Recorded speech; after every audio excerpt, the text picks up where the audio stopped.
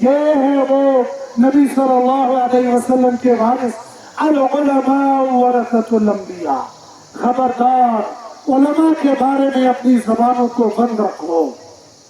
بلکہ میں یہاں تک کہتا ہوں، اگر آپ کے مکتبہ فکر کا کوئی عالم نہیں ہے، دوسرے مکتبہ فکر کا عالم ہے، عالم کو بھی گالی ہرگز مت دو۔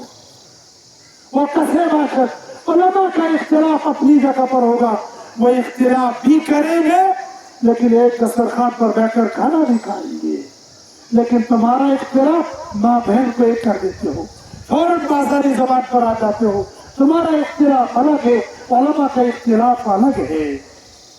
خبردار، علماء کے بارے میں اپنی زبانوں کو بند رکھو، ائمہ کے بارے میں اپنی زبانوں کو بند رکھو۔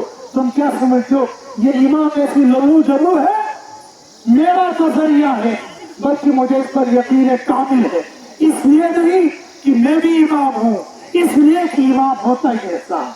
امام اس محلے کا سب سے بڑا ولی کامل ہوتا ہے، امام اس علاقے کا سب سے بڑا ولی کامل ہوتا ہے۔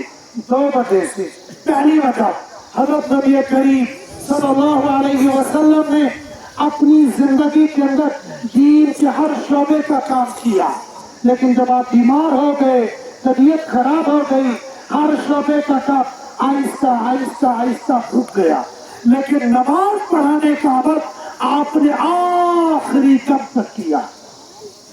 آپ کے کاموں میں سے آخری کام جو امت کے لیے کیا جاتا ہے، جو امت کی رہبری رہنمائی کے لیے کیا جاتا ہے، وہ آپ کی امامت ہے۔ آخر پر آپ نے امامت کو چھوڑا ہے۔